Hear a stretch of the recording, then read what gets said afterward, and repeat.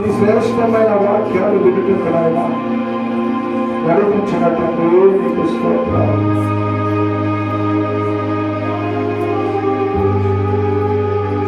స్తుతి ఆరాధన నీకే సమర్పిస్తుంది.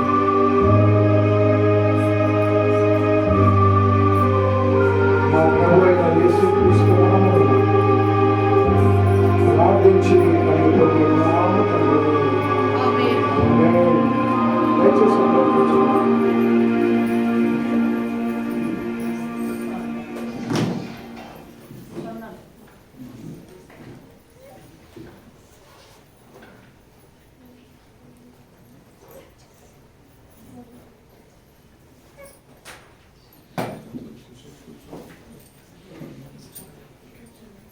హల్లెలూయా.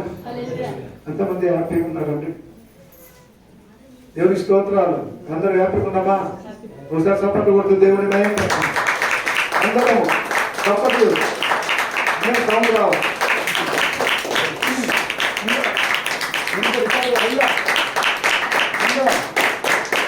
హల్లెలూయా, హల్లెలూయా. దేవునికి స్తోత్రాలు, వందనాలు. దేవుని కృపను బట్టి మనమందరం కూడా దేవుని సముఖంలో మరి దేవుడు ప్రేమించిన రీతిని బట్టి యేసుక్రీస్తు జననము ఇదంతా కూడా ప్రతి సంవత్సరం వింటూనే ఉన్నాం. అవునా కదండి? మీరు చెప్పాల్సిన అవసరం లేదు. అందరూ అయిపోయినా యేసుక్రీస్తు ఈ లోకములో ఆయన జన్మించిన రీతిని చూస్తే ఎంతో ఆశ్చర్యము, రహస్యమైన పుట్టుక, మరి అనుకునే విధమైన ఆందోళన, అనుకునే విధమైన విషయాలు చూడగలుగుతున్నాం. యేసుక్రీస్తు జన్మించిన సమయంలో మహామేధావైన రాజు కూడా గడగడ వణికిపోయాడు. నాకంటే యూదుల రాజు ఇంకా ఎక్కడ పుట్టాడు అన్నాడు. ఆయన జన్మించిన వెంటనే రాజు జీవితంలో గడగడ ఏమైందండి? భయపడ్డాడు. ఈ దినము మన భారతదేశంలో మన ప్రధాన మంత్రులు ఎలా ఉన్నారంటే దేవుని ఏర్పాటు చేసుకున్నాడు. ఆయన మాట అంటే ఈ భారతదేశం అంతా కూడా భయపడాలి. అలాంటి దినాలలో ఏ రోజు రాజు జీవితంలో యేసయ్య జన్మించాడు, ఫలాని రాజుగా పుట్టాడు అన్నప్పుడే కలవరం ఏర్పడినదండి. అక్కడ ఈ దినం మనకు అలాంటి కలవరం ఉండదా? యేసయ్య ఎలా జన్మించాడు?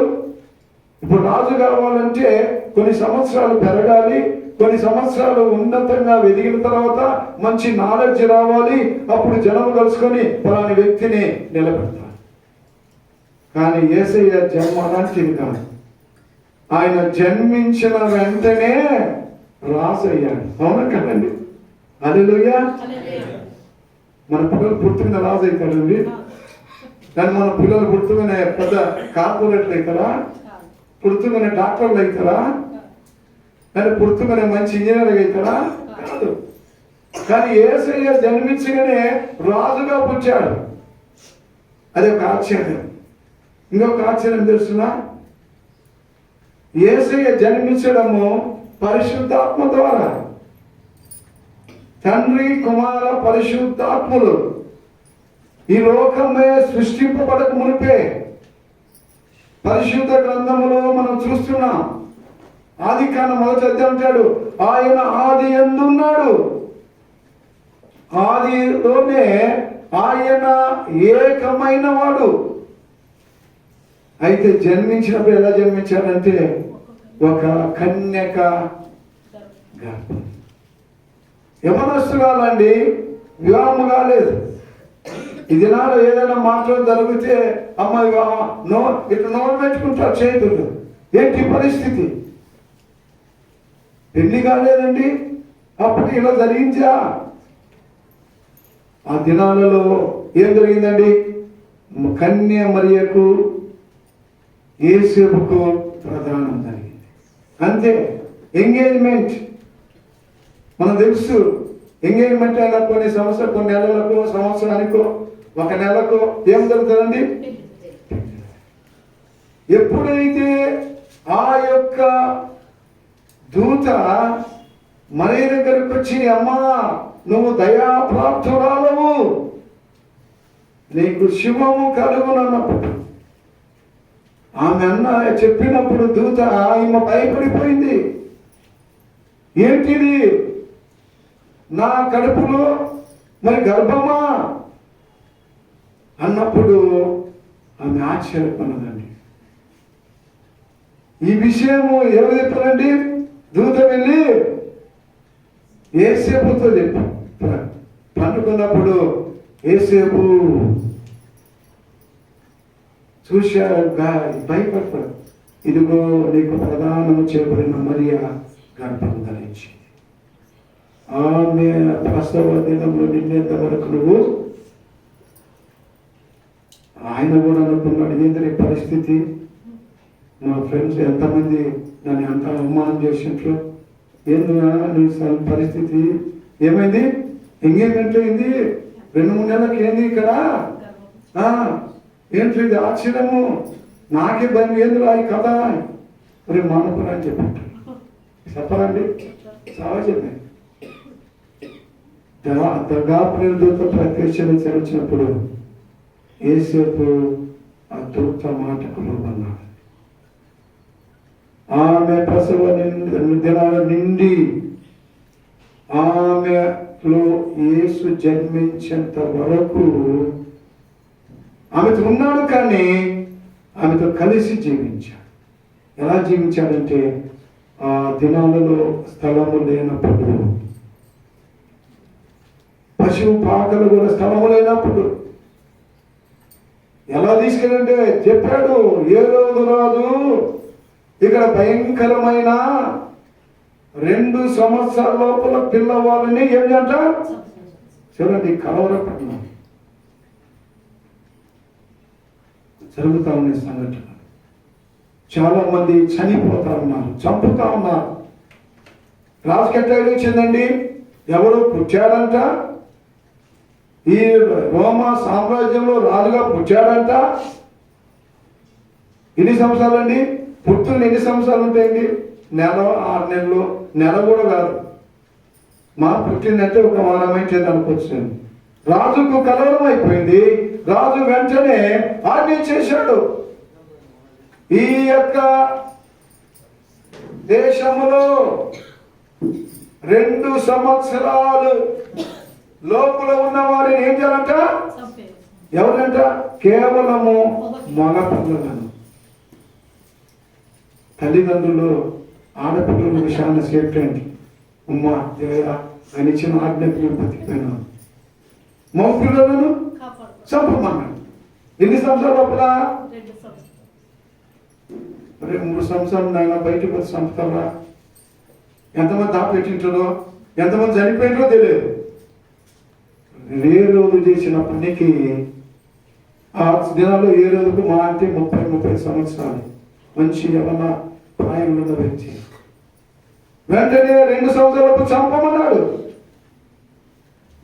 అయితే దేవుని దూత ప్రత్యక్షమై, ఇదిగో నువ్వు గర్భము ధరించినావు, ఇదిగో నేను చెప్పిన మార్గం వెళ్ళిపోతున్నాడు. మార్గం వెళ్ళారు. దేవుని చెప్తున్న రీతిగా వారు వెళ్ళి ఎక్కడ జన్మించండి? బెత్లెహేము పట్టణము దాకా చాలా జాగ్రత్తగా నడిపించారు. ఆ దినాలు వాహనాలు లేవు, లేకపోతే విమానం ఎక్కించుకొని దిగతట్టు లేదు. కాలి నడకలు, ఆ యొక్క ఒంటెలు లేకపోతే గుర్రాలు ఏమిపోయేవారు.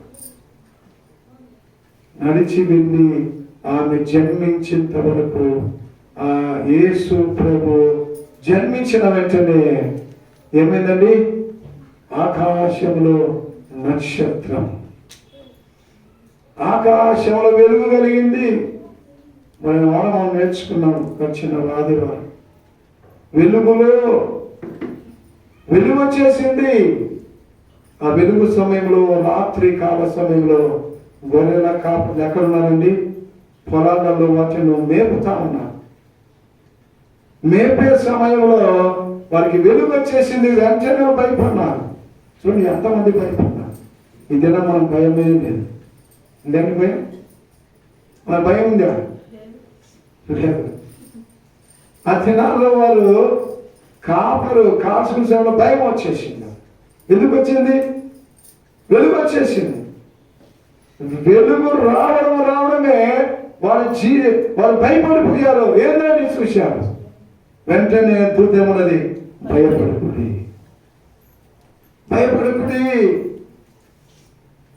ఏమన్నా, భయపడుకుడి, మీకు శుభవర్తమానము. ఎంత మాకు వర్తమానం ఆలోచన చేశారు. దావీదు పట్టణమందు నేడు రక్షకుడు మీ కొరకు పుట్టినాడు. ఈయన ఎవరి కొరకంటే పుట్టింది? మనం భయపడుతున్నామా? వెంటనే వాళ్ళు భయపడిన వెంటనే, అయ్యా మా కొరకు జన్మించాడా? వెంటనే లేచానండి. వెంటనే లేచి ఎక్కడికి వెళ్తున్నానండి? ఆ నక్షత్రం, ఆ వెలుగు ఎక్కడ ఆ వెలుగు చూసుకుంటుందని చెప్పి వెళ్ళాడు. అలాగే ఇంకా ఎవరండి? తూర్పు దేశపు జ్ఞానులు. వారు కూడా ఏం చేశారు? నక్షత్రం చూసి వాళ్ళు వెళ్తా ఉన్నారు. మార్గాలు పోతా ఉంటే ఏ రోజులో చూశాడు, వాళ్ళు పిలుచుకరా, ఎక్కడికి వెళ్తున్నాను? ఆయనకి ఐడియా వచ్చేసి, కొంతమంది సంపాదన చేశాను ఐడియా వస్తుంది, ఎట్లా సంపాదన. అవునా కదా? బాగా బిర్యానీ చేసి పెడతా, ఏం రావాలా, మీకోసం పెట్టాను చెప్పినట్టు ఏమన్నా వేసి నాన్న చెప్పి ఇంటి పిలిచి తినబెట్టి తలం చేశారంటే మనకు తెలుసు. ఇవన్నీ మనం చెప్పాల్సిన అవసరం లేదు. న్యూస్ అందరూ చూసినాడు. ఏం చూసినా? ఎంత భయంకరమైన మరణాలు జరుగుతున్నాయంటే చెప్పలేని విధమైన ఆశ్చర్యకరమైన మరణాలు జరుగుతున్నాయి. అవునా కదండి? ఎంత భయంకరం. అయితే ఆ దినాల్లో ఏ రోజు రాజు ఐడియా వచ్చిందంటే, అయ్యా యూదుల రాజు పుట్టాడంట, నాకు కూడా చాలా ఇష్టం ఉంది, నేను కూడా ఆయన పూజన చేయాలి. మీరు ఎక్కడికి వెళ్తుంటే ఆయన పుట్టాడంట, వెళ్తున్నామంటే వెళ్తా వచ్చా నాకు కూడా చెప్పయ్యా, నేను కూడా వస్తాను అని ఏం చేసిండు? ప్లాన్ చేసిండు. ప్లాన్ అంటారండి, చెప్పాలి కరెక్ట్ లేదు. ప్లాన్ చేసిండు. ఈయనేమనుకుంటే ఈయనేమనుకుంటే పాపం ఎంత మంచోడు అనుకున్నాడు. వాళ్ళకి తెలియదు జ్ఞానులు, మంచి మేధావులు, మంచి భయంకరమైన మేధావులు, బాగా చదివి మంచి జ్ఞానము కలిగిన వారు, పాండిత్యం నేర్పించిన వారు ఏం చేశారంటే, అయ్యా మాకు అంటే వీళ్ళు అన్నారు, సరేనయ్యా మేము వెళ్తున్నాం, వెళ్ళి ఏం చేస్తామంటే చూసి వచ్చినా నేను చెప్తాము. ఎంత సంతోషం అండి. మనం కూడా చాలా మంది అంటారు, ఎక్కడ పోయినామంటే అక్కడ పోయినామండి, ఆ పాస్ బలంది అంట, ఎక్కడ పోయినా ఉన్నది బలంది, మనం వచ్చి మనం చెప్పుకున్నాం మేము పోతామంటే కొంతమంది చెప్పరు. నేను ఎందుకు చెప్పాలి? మీకు ఇష్టమైతే పోండి అనుకోండి. అది ఉందే నేను మన క్లాస్లో పెట్టుకుంటుంటే బ్రహ్మాండం చూసాం, ఎప్పుడెప్పుడు మనం చూడాలని మనకి ఆశ ఉంటుంది లేదు. కానీ ఆ ఏ రోజు రాజు ప్లాన్ ద్వారా ఇదేం చేసినట్టు వెళ్ళారు. ఎక్కడ పోయారండి? డైరెక్ట్గా యేసు క్రీస్తు జన్మించిన స్థలమునకు వెళ్ళి ఆయనకి ఏం చేశారంటే వారు సాష్టాంగ నమస్కారం పెట్టి ఏం పెట్టారండి? మొన్న ఆదివారం ఇక్కడ జరిగింది సంఘటన. ఎంతమంది చూశారు? పిల్లలు వేసిన రియాక్షన్ ఎంతమంది చూసారు? ఒకటి కరెక్ట్గా చెప్పండి, చేత నాకు కరెక్ట్ 7 మంది, నాకు 10 మంది. ఎంత బాగా వేసిండ్రు, మళ్ళీ వేసిండ్రు. అసలు లేచుంటే మనకు ఉన్నది అంటే ఆ యొక్క చిత్రం మనం ఆలోచన చేస్తే, వారు సాష్టాంగ పడి యేసు ప్రభు దగ్గర వారు సమర్పించి వారు తిరిగి బయలుదేరే సమయంలో దూత వారికి ప్రత్యక్షమై జ్ఞానులారా, మీరు ఈ మార్గం వెళ్ళగాకండి, ఈ మార్గంలో వెళ్ళండి అని తెలియవచ్చు. ఏ రోజు రాజు కాసుకుంటున్నా, వీళ్ళు వస్తారు, చెప్తారు, నేను పోయి ఏను ఏడ పుట్టినట్టు రాజును చంపేయాలి. కానీ తూగుతారా వారు చెప్పినప్పుడు వెళ్ళి చెప్పిన మార్గం తప్పున వారి మార్గాన్ని వెళ్ళిపోయారు. ఏ రోజు చూసి చూసి పిచ్చోడైపోయారు. మరి వాళ్ళు రాలేదు, ఎట్టబెట్టరు, వాళ్ళు మార్గం లేదనుకున్నారు. ఏ రోజు అదేమిటంటే ఇదే రూటే అనుకున్నారు, కానీ రూటు మార్చేసాడు. ఇప్పుడు మనం మెయిన్ రోడ్ కొన్ని ఎన్ని మార్గాలు ఏమండి ఉన్నాయి లేవు. సిటీ ఉంది, సిటీలో ఈ లోపల ఇన్నర్ కాకుండానే అవుట్ రింగులనే వేరే వేరే రూట్లో పోయి మార్గాలు ఉన్నాయి. అలా ఆ దినాలనే దూత ఆ యొక్క జ్ఞానులకు హెచ్చరించాడు. ఆ మార్గాలు ఇప్పుడు అన్ని వేసేది మనం అనుకుంటున్నాం. ఇప్పుడు ఇంటి మనం మెయిన్ రోడ్ పోవాలంటే మనం ఇట్లా పోతారు కదా, ఆ రోడ్లో పోతారు, ఎన్నింటి పోతారు, ఎట్లా మార్గాలు ఉన్నాయి. అలా మార్గం వెళ్ళినప్పుడు యేసయ్య యూదుల రాజుగా పుట్టాడు. వెంటనే ఏ రోజు రాజు జీవితంలో ఏంటి వెళ్ళినోళ్ళు నాకు కనపడి తన జీవితంలో కలవరపడి వేదన చెంది ఒక మనోవేద అయిపోయింది అతనికి. అలా అయిపోయాడు. ఈ దినాల్లో మన జీవితంలో కూడా ఒకసారి జ్ఞాపకం చేసుకోవాలి. దేవుడు మనకు ఒక అద్భుత రీతిగా ఆశ్చర్యకరంగా మనల్ని ఆయన హెచ్చరించాడు. అందుకే యెషయాలో ఏమన్నా చూడు ఒకసారి 9వ అధ్యాయం 6వ వచనం ఏమంటాడు? ఏలయనగా మనకు శిశువు పుట్టెను, మనకు కుమారుడు అనుగ్రహింపబడెను, ఆయన భుజము మీద రాజ్యభారం ఉండును.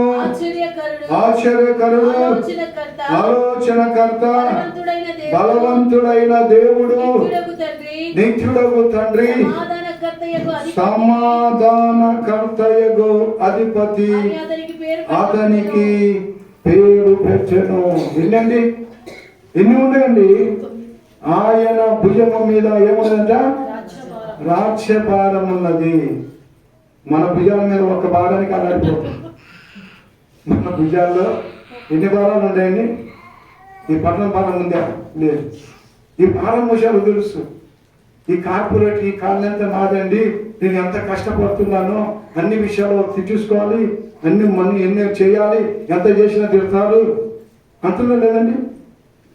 అయితే యేసయ్య జన్మించిన తర్వాత ఆయన మీద రాజ్యభారం ఉండెను. ఆయన ఏంటంట? ఆశ్చర్యకరుడు, ఆలోచనకర్త, బలవంతుడైన దేవుడు, నిత్యుడగు తండ్రి, సమాధానకర్తయగు. ఎన్ని ఉన్నాయండి? ఎన్ని పేర్లు? 6 పేర్లు. ఎంత శ్రేష్టమైన యేసుక్రీస్తు ఈ లోకంలో జన్మించినప్పుడు మనం ఎంత విషయాలు ఉన్నది. 2000 సంవత్సరాల క్రితం చాలా మంది చూస్తాం కదా, ఎక్కడ కూర్చొని వేస్తుంటారు. ప్రత్యక్షంగా పరిశుద్ధ గ్రంథంలో లిఖించబడింది, ఫలాని బెత్లెహేము పట్టణంలో ఫలాని పట్టణంలో జన్మించాడని ఉన్నా కూడా నమ్మకుంటండి. పాఠాలు చదువుతాం మనం.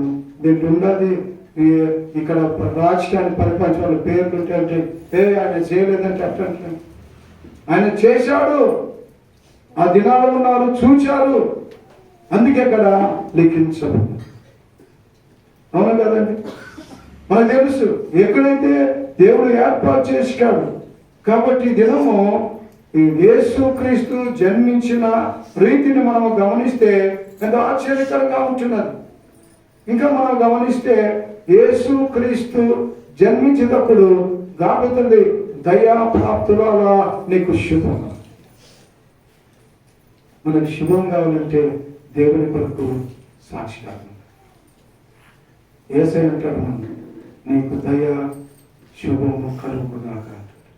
ఎందుకంటే నువ్వు ఆయన పూజిస్తున్నావు, ఆయన సేవిస్తున్నావు, ఆయన కొరకు జీవిస్తున్నావు. అందుకే ప్రభువు నీకు తోడై ఉంటాడు. మన ప్రభువు తోడు ఉండాలంటే దావీదేమోనంటే నేను గాఢాంధకారపు లోయలో సంచరించిన ఈ అపాయములకు భయపడను. మనం వీటికి వచ్చానికి భయపడుతుంటాం. నేను భయపడను అంటాడు ఆయన. ఎక్కడంట? నీ దుడ్డు కర్ర, నీ దండము అనేక ఎటు వెళ్ళు నేను ఆదరించేది. రోగాలు వచ్చినప్పుడు, కష్టాలు ఉన్నప్పుడు ప్రజలు మనకి ఆ దుడ్డు కథ ఆదరిస్తాడు, దండిస్తాడు, హెచ్చరిస్తాడు. చాలా మంది చెప్పారు, అయ్యా పాలు సరికి పోగలండి, సరికి ఎక్కడ తిరగలంట. ఆయన కాపుదల ఉంటుంది, ఆయన భద్రత ఉంటుంది. మనం దేవుడు ఆస్వాదించాలంటే ఎంత గొప్ప ధన్యత అండి. ఇక్కడ అంటాడు కదా 7వ వచనంలో, ఇది మొదలుకొని మితి లేకుండా దానికి వృద్ధియు క్షేమమును కలుగునట్టు సర్వకాలము దావీదు సింహాసనమును రాజ్యమును సర్వకాలము దేవుడు మనం ఆదరిస్తాడు. మనం చూస్తున్నాం, మన పట్టణంలో సేఫ్టీ ఉన్నాం. మణిపూర్ ప్రాంతం తెలుసు. మనకు పాస్టర్ గారు ఛత్తీస్గఢ్ నుంచి ఫోన్ చేశాను. पास्टर का हमको उसका प्रेम हुआ है, तो हमको प्रेम करते हैं. हम बहुत तकलीफ में बाहर जाने का हम मारा అని సంపస్తున్నారు. నేను మా కుమార్తె మా బిడ్డ మెచ్చుగా మన మీటింగ్ చూసిన చాలా బాగుంది. వాళ్ళు వాకిలి వేసుకొని ప్రార్థన చేసుకుంటారు. బయట పోతేనే భయపడుతుంది. మన పాస్టర్ వచ్చినప్పుడు అనుకున్నాం, అయ్యా మనం అంత దూరం పోలేము, ఎందుకంటే పరిస్థితిని బట్టి. బయట తెలిస్తే వాళ్ళు కొంతమంది ఏమనిస్తారు, ఒక 5-6 మంది కుటుంబాలే కూర్చొని ఇంట్లో ప్రార్థన చేసుకొని దేవుని స్తుతించి ఇదిలా మనం జ్ఞాపకం చేసుకుందా, దేవుడు మనకు అనుగ్రహించిన శ్రేష్టమైన ధన్యత. ఏమి డిస్టర్బెన్స్ లేదు, ఏమి ప్రాబ్లమ్స్ లేదు. మనందరూ కూడా మనకు సహకారిగా ఉంటాం. వాళ్ళతో మనం వెళ్ళాలంటే ప్రేమత కలిగి ప్రేమించాలి. ఈ శాతం మటుకు నువ్వు పరిచయలు సహకరించాలి. ఈ దినము దేవుడు అందుకే ఆయన అంటాడు కదా, ఒక మాట చూడండి, లూకా సువార్త 1:30 ఏమంటాడు కదా, నేను ముగ్గు చేస్తాను సమయం. మరియా భయపడకుము, దేవుని వలన నీవు కృప పొందితివి. ఇదిగో నీవు గర్భము ధరించి కుమారునికని ఆయనకు యేసు అను పేరు పెట్టుదువు. ఏం దొరికిందండి అక్కడ? కృప. ఏమొచ్చింది అక్కడైనా? దయాప్రాప్తురాలా, నీకు శుభము, నీవు భయపడకు, నీవు దేవుని వలన నీకు ఏం జరిగింది? కృప పొందితివి. Grace of peace. ఎంత ధన్యత అండి. మా పిల్లలు ఇక్కడ కూర్చున్నారు. ఎంత ధన్యత అండి. దేవుని కృప, ఆయన ప్రీతి. 5 నిమిషాలు ముగిస్తాను. మన సమయం చాలా ప్రాముఖ్యం, చాలా సమయం ప్రాముఖ్యం. ఆయన కృప, దయా ప్రార్థన, నీకు శుభము. ఈ దినము నీవు కృప పొందితివి. నేను దేవుని కృపలో ఉన్నానా నీకు పనిచేసుకోవాలి. ఇది 2వ పాయింట్. మొదటిగా నేను జ్ఞాపకం చేస్తున్నాను, ప్రభువు మనకు తోడై ఉన్నాడు. ఆయన తోడుగా బట్టి నేను ఇక్కడ ఉన్నా, లేకుంటే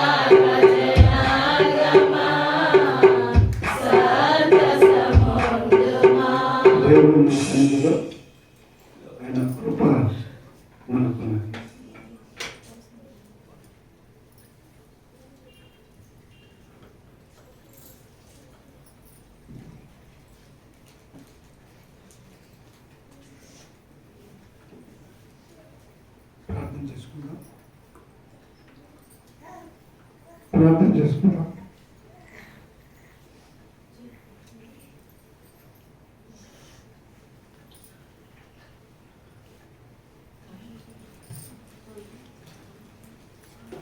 దేవానికి స్తోత్రాలు.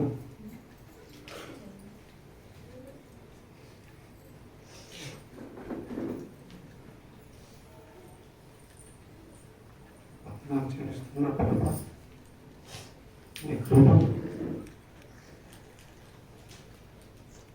అందరూ కళలు వచ్చినట్లయితే ప్రార్థన చేసుకుందాం. మమ్మల్ని మిక్కిలిగా ప్రేమించినటువంటి మా పరలోకపు తండ్రి, యేసయ్య నీ యొక్క పాదములకు స్తోత్రములు స్తుతులు వందనములు నాయన. ఇదిగో ప్రభువా యొక్క జన్మదిన వేడుకను ప్రభువులు నీ మందిరములో నాయన నేను ధ్యానించడానికి ఇచ్చినటువంటి ప్రతి సమయంకే నీకు వేలాది స్తోత్రములు వందనములు.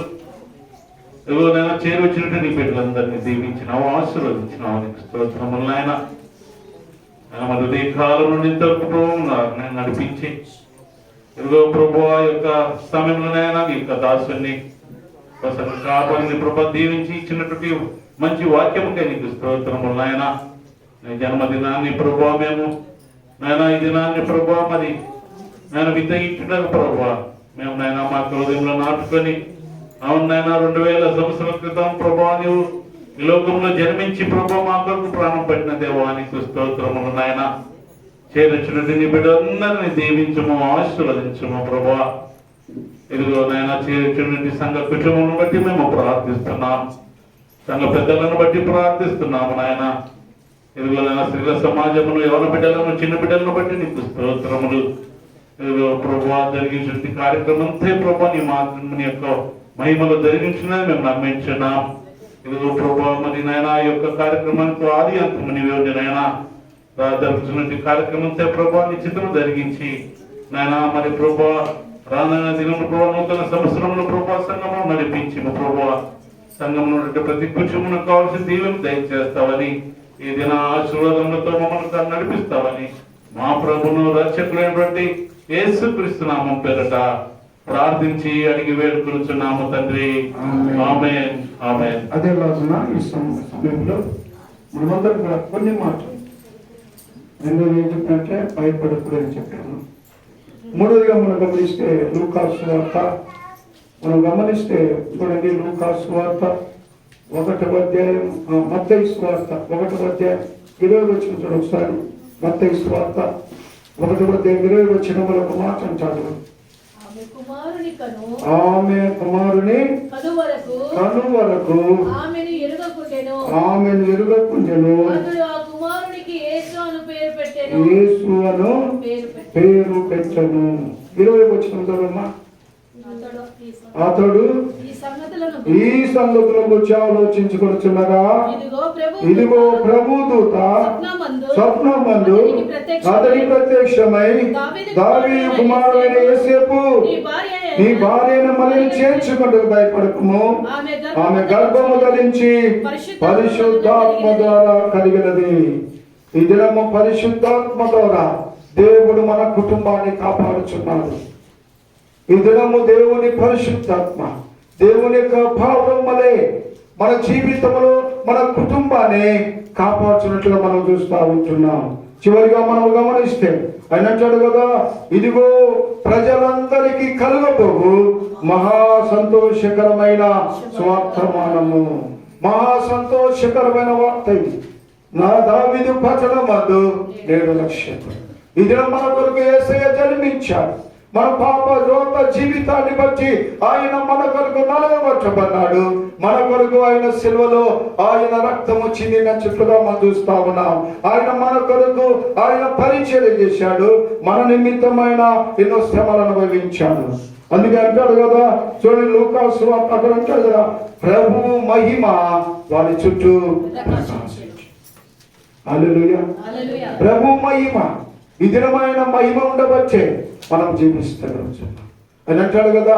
దేవుని మహిమ మనలో ఉన్నది. అందుకే కీర్తనకారుడు ఒక మాట అంటాడు, చూడండి గమనిస్తే ఇక్కడ ఆయన మహిమలో మనం ఎలా ఉండాలి, ఎక్కడ జీవించాలి అని గమనిస్తే చూడండి 139వ కీర్తన మనం గమనిస్తే ఆయన అంటాడు, యెహోవా నీవు నన్ను పరిశోధించి తెలుసుకున్నావు. నేను కూర్చుంటా, నేను నేర్చుట నీకు తెలియను. అందుకే అంటాడు కదా, ఆయన మహిమ ఎలా ఉంటుందంటే 127వ కీర్తనలో 2వ వచనంలో మాట అంటాడు, ఆయన ప్రసన్నత, ఆయన మహిమ ఎలా ఉంటుందంటే అంటాడు కదా, ఏమంటాడు, మీరు వేకువనే లేచి చాలా రాత్రి అయిన తర్వాత పండుకొనుచు కష్టాజితమా తినుచుండుట వ్యర్థమే. తన ప్రియుడు నిద్రించుచుండగా తన ప్రియుడు, ఆయన ప్రియులుగా మనం ఉంటున్నామా. ఇక్కడ అంటాడు కదా, మీరు ఎక్కడంట, మీరు వేకువనే లేచి రాత్రి వరకు కష్టపడినా కూడా, నువ్వు రాత్రి వరకు ఎంత సంపాదించినా కూడా, నువ్వు ఆహారము భుజించినా కూడా అన్ని కూడా ఏమిటంటే వ్యర్థము. అయితే ఆయనను ప్రేమించిన వారికి, ఆయన ప్రియులుగా ఉన్నవారికి, ఆయన పిల్లలుగా ఉండేవారికి దేవుని ప్రసన్నత తోడుగా ఉంటుంది. ఆయన మహిమ మనకు కావాలి. అందుకే అంటాడు, మీరు సర్వలోకానికి వెళ్ళి సర్వ సృష్టికి స్వార్థను ప్రకటించుడి. ఈ దినం మనం స్వార్థ చెప్తున్నామా? దేవుని మాటలు నేర్చుకుంటున్నాం కానీ మనం మనసులు పెట్టుకుంటున్నామా? వింటున్నాం కానీ మనం గ్రహించలేకపోతున్నాం. ఈ దినం మంది కాదు, సాయంకాలం మంది కాదు. ఒక వ్యక్తి చెప్పారు, ఒక ఎగ్జాంపుల్, ఒక పాస్టర్ గారు చెప్పారు,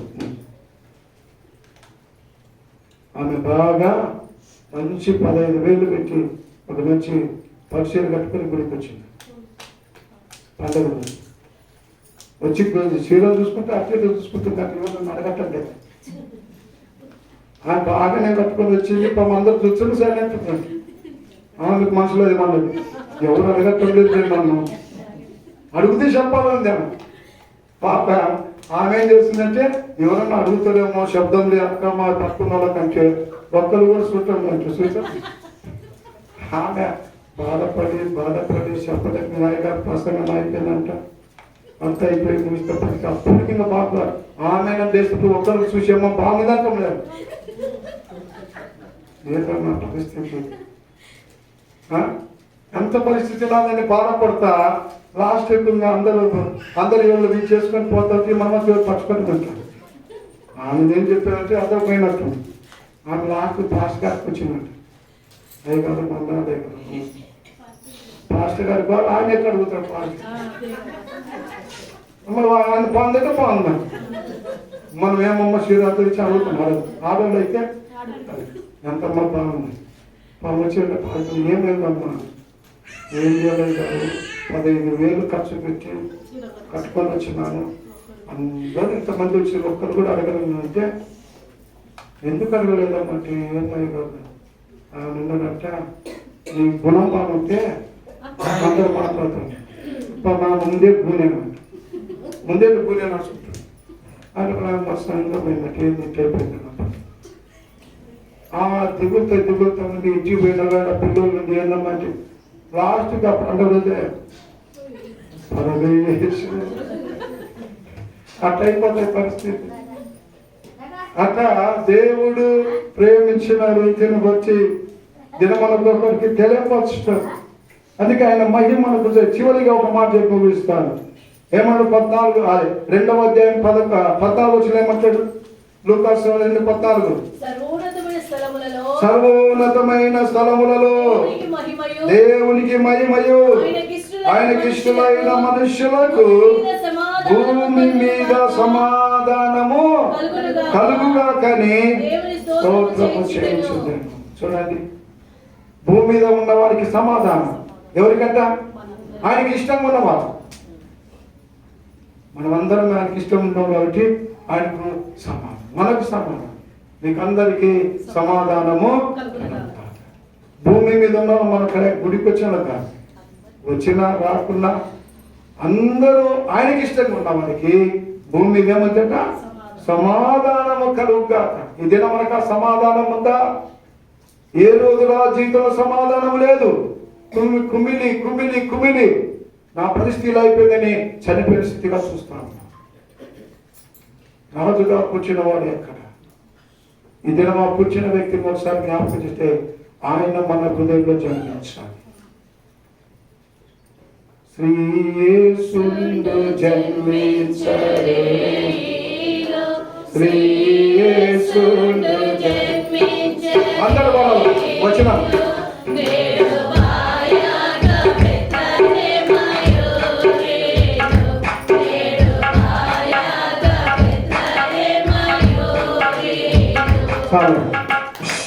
ఎక్కడ జన్మించాడ? బెత్లెహేములో జన్మించిన యేసు ఈ దినం మన హృదయంలో జన్మిస్తే మన జీవితంలో, కుటుంబంలో సమాధానం కలుగుతాయి. ఆ సమాధానం కొరకు మనందరూ కూడా దేవుడి కొరకు ఇష్టంగా ఉంటుంది. ప్రభువు మనం జీవించాలి. ఇంకా చాలా మరి యేసు క్రీస్తు తూర్పు జ్ఞానంలో నక్షత్రంలో చాలా పాయింట్లు ఉన్నాయి. దేవుడు ప్రభు చిత్తాన్ని మనం కొనసాగిస్తాం. కాబట్టి దేవుడు ప్రత్యేకంగా ఉన్నది. అందుకే అపోస్తలుడైన పౌలు కూడా ఒక మాట చెప్తాడు. హెబ్రీయులకు రాసిన పత్రిక 4వ అధ్యాయం 15వ వచనం చూడండి దయచేసి. అపోస్తలుడైన పౌలు అంటాడు, ఆయన జీవించిన రీతిని బట్టి అపోస్తలుడైన పౌలు హెబ్రీయులతో ఈ విధంగా అంటున్నాడు. ఒక్కసారి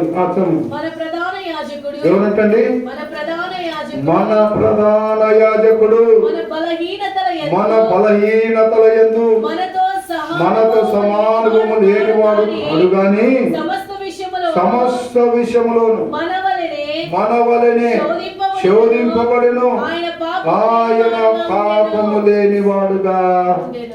ఇలాంటి వారండి జన్మం నుండి ప్రారంభమని ఆయన చివరి వరకు పాపం లేనివాడుగా అపోస్తలుడైన పౌలు చెప్తా ఉన్నాడు.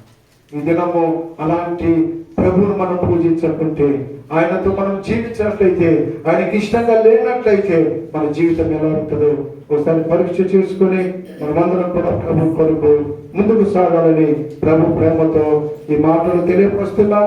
దేవుడి మాటలు దీవించుగాక. ఆమె ప్రార్థన చేసుకుందాం. చిన్న ప్రార్థన చేసుకుందాం. అందరం కళ్ళు మూసుకుందాం. కృపా కనికరం గల తండ్రి, నీకు స్తోత్రాలు, నీకు వందనాలు. నీ శ్రేష్టమైన ప్రేమ చేత, నీ కృప చేత మనం ఆస్వాదించిన మా కొరకునైనా నేడు ఈ లోకంలో జరిపించాం. మా పాపలోక జీవితాన్ని తొలగించాం. నీ బిడ్డలుగా నీ వారసులను ఏర్పాటు చేసుకుని నీ సన్నిధిలో కుమ్మిరించిన దేవా నీకు స్తోత్రాలు. నీ కృపతో బలపరిచి నడిపించిన వచ్చిన ప్రతి ఒక్కొక్క కుటుంబాన్ని బిడ్డలను నీ రెక్కల చేత ఆదరించి కాపాడు. ప్రతి మాటలు వింటున్న ప్రతి ఒక్కరిని నువ్వు ఆశీర్వదించి నడిపించిన ఈ క్రిస్మస్ దినాన ప్రభు మమ్మల్ని సజీవులుగా ఉంచినందుకు నీకు స్తోత్రాలు వందనాలు చెల్లిస్తూ మా ప్రభు అయిన యేసుక్రీస్తు నామమున ప్రార్థించి అడిగే ప్రతి నామ తండ్రి. ఆమేన్. అందరికి వందనాలమ్మా. దీవించుగాక. God bless you all.